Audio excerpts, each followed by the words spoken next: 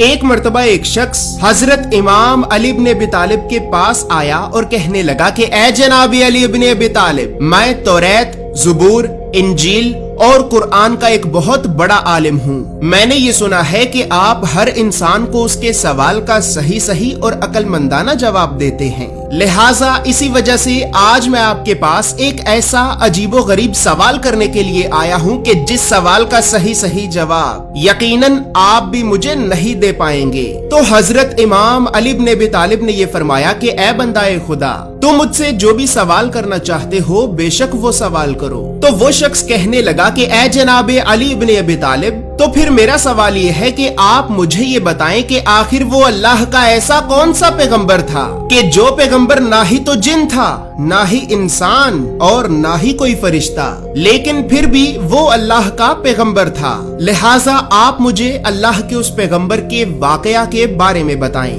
تو حضرت امام علی ابن ابی طالب نے یہ فرمایا کہ اے بندہ خدا، ٹھیک ہے، آج میں تمہیں اللہ کے اس پیغمبر کا واقعہ سناتا ہوں کہ جو پیغمبر نہ ہی تو جن تھا، نہ ہی انسان اور نہ ہی کوئی فرشتہ، لیکن یقیناً پھر بھی وہ اللہ کا پیغمبر تھا۔ دوستو، یہاں پر یہ بات یاد رہے کہ اس ویڈیو میں آگے آپ کو اس پیغمبر کا جو واقعہ سناؤں گا تو اس واقعہ میں حضرت آدم علیہ السلام کے دو بیٹوں قابیل اور حابیل کا بھی ذکر موجود ہے، لہٰذا بہت زیادہ لوگ ان دونوں بھائیوں قابیل اور حابیل کے نام کو لے کر تھوڑا سا پریشان ہو جاتے ہیں کہ آخر قابیل نے حابیل کو قتل کیا یا پھر حابیل نے قابیل کو قتل کیا۔ تو دوستو، اس پریشانی کو حل کرنے کے لیے یہاں پر یہ بات یاد رہے کہ قابیل کے نام کا پہلا لفظ دو نقطوں والی کاف سے شروع ہوتا ہے اور اردو زبان کا لفظ قاتل بھی دو نقطوں والی کاف سے ہی شروع ہوتا ہے، لہٰذا یاد رہے کہ قابیل قاتل ہے، جبکہ حابیل کے نام کا پہلا لفظ ہا سے شروع ہوتا ہے اور اردو زبان کا لفظ ہلاک بھی ہا سے ہی شروع ہوتا ہے، لہٰذا یاد رہے کہ حابیل وہ ہے کہ جو ہلاک ہوا، یعنی جسے قتل کیا گیا۔ تو بس پھر اب حضرت امام علی ابن ابی طالب نے یہ فرمایا کہ اے بندہ خدا، تو پھر اب تم اللہ کے اس پیغمبر کا یہ واقعہ جان لو کہ جب اللہ نے حضرت آدم علیہ السلام کے دو بیٹوں قابیل اور حابیل میں سے کسی ایک بیٹے کو آپ کا خلیفہ مقرر کرنا چاہا تو خلیفہ مقرر کرنے کے لیے اللہ نے آدم کو یہ حکم دیا کہ اے آدم، تیرے پروردگار کا یہ ارادہ ہے کہ وہ تیرے ان دونوں بیٹوں قابیل اور حابیل میں سے کسی ایک بیٹے کو تیرا خلیفہ مقرر کرے گا، لہٰذا تم اپنے ان دونوں بیٹوں سے یہ کہہ دو کہ وہ اپنی سب سے خاص اور قیمتی چیز کو قربانی کے طور پر اللہ کی بارگاہ میں پیش کریں، بس جس کی قربانی کو آسمان سے آگ آ کر جلا دے گی تو اللہ اس کی قربانی کو قبول کرے گا، اور پھر وہی آدم کے اس دنیا سے چلے جانے کے بعد آدم کی تمام اولاد کا خلیفہ مقرر ہوگا۔ تو بس پھر اب جیسے ہی آدم علیہ السلام نے اللہ کا یہ پیغام سنا تو آپ نے فوراً اپنے ان دونوں بیٹوں قابیل اور حابیل کو اللہ کا یہ پیغام سنایا۔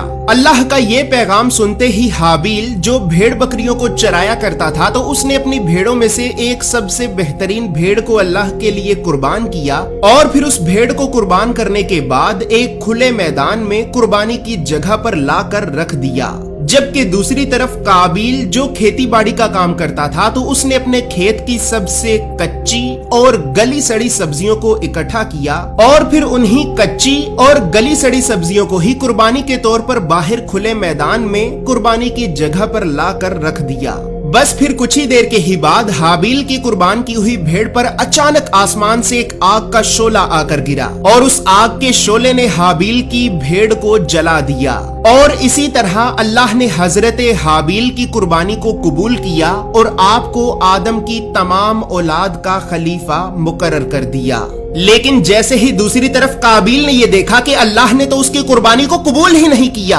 اور اس کے بھائی حابیل کی قربانی کو قبول کر کے اسے آدم کی تمام اولاد کا خلیفہ بنا دیا ہے، تو پھر اسی خلافت کی وجہ سے ہی قابیل اپنے بھائی حابیل سے جلنے لگا اور قابیل اپنے بھائی حابیل سے اس قدر جلنے لگا کہ خلافت کی لالچ میں آ کر قابیل نے اپنے بھائی حابیل کو قتل کر دیا۔ لیکن جب قابیل نے اپنے بھائی حابیل کو قتل کیا تو قتل کرنے کے بعد قابیل اس بات کو لے کر پریشان ہو گیا کہ آخر اب وہ اپنے اس بھائی کی لاش کو اپنے باپ آدم اور ماں حوا سے کیسے چھپائے۔ تو بس پھر کچھ ہی دیر کے ہی بعد اللہ نے آسمان سے کوے کو اس زمین پہ بھیجا، اور پھر اس کوے نے ایک دوسرے کوے کو مار کر اپنی چونچ سے زمین میں ایک گڑھا کھودا، اور پھر اس گڑھے کو کھودنے کے بعد آسمان سے آئے ہوئے کوے نے اس مرے ہوئے کوے کو اس گڑھے میں دفنا دیا۔ بس جیسے ہی قابیل نے اس کوے کو دیکھا کہ اس کوے نے تو دوسرے مرے ہوئے کوے کو زمین میں گڑھا کھود کر زمین میں ہی دفنا دیا ہے، تو پھر قابیل نے بھی اپنے بھائی حابیل کی لاش کو چھپانے کے لیے بالکل اسی کوے کی طرح ہی زمین میں ایک گڑھا کھودا،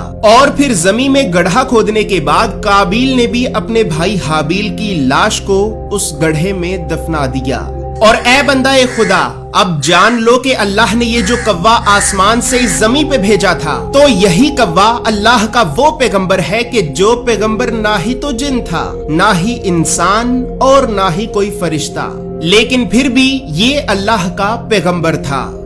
دوستو یہاں پر یہ بات یاد رہے کہ پیغمبر کا مطلب ہوتا ہے پیغام پہنچانے والا۔ اب چونکہ اللہ نے اس کوے کو خود اپنا یہ پیغام دے کر اس زمین پہ بھیجا تھا کہ وہ قابیل کو یہ سمجھائے کہ اس نے اپنے بھائی حابیل کی لاش کو کس طرح سے زمین میں دفنانا ہے، تو اب چونکہ یہ کوا خود اللہ کا پیغام لے کر اس زمین پہ آیا تھا، تو اسی وجہ سے ہی یہ کوا بھی اللہ کا پیغمبر کہلائے گا، کیونکہ جیسا کہ میں نے آپ کو یہ بتایا ہے کہ پیغمبر کا مطلب ہوتا ہے پیغام پہنچانے والا، اور اللہ کا پیغام پہنچانے والے کو اللہ کا پیغمبر کہتے ہیں۔ تو اب یہاں پر یہ بات بھی یاد رہے کہ اس کوے کا ذکر قرآن میں سورہ المائدہ کی آیت نمبر 31 میں موجود ہے، جبکہ قابیل اور حابیل کا مکمل واقعہ قرآن میں سورہ المائدہ کی آیت نمبر 27 سے 31، اور اسی طرح قابیل اور حابیل کا یہ واقعہ موجودہ دور کی توریت کے مطابق توریت کے بالکل شروع میں ہی بک آف جینیسس اردو میں پیدائش کی کتاب کے باب نمبر 4 کی آیت نمبر 1 سے 18 میں بھی موجود ہے۔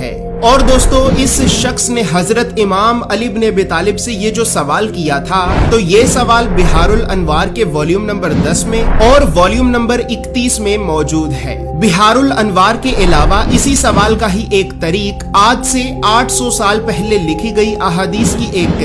کتاب الاحتجاج الطبرسی میں بھی واضح طور پر موجود ہے۔ تو بس پھر اب جیسے ہی اس شخص نے یہ دیکھا کہ حضرت امام علی بن ابی طالب نے تو اسے اس کے سوال کا صحیح جواب دے دیا ہے، تو پھر وہ شخص بھی کہنے لگا کہ بے شک اللہ کے رسول نے یہ سچ فرمایا تھا کہ میں علم کا شہر ہوں اور علی اس کا دروازہ ہے۔ یقیناً جسے علم حاصل کرنا ہو تو وہ علی سے علم حاصل کرے۔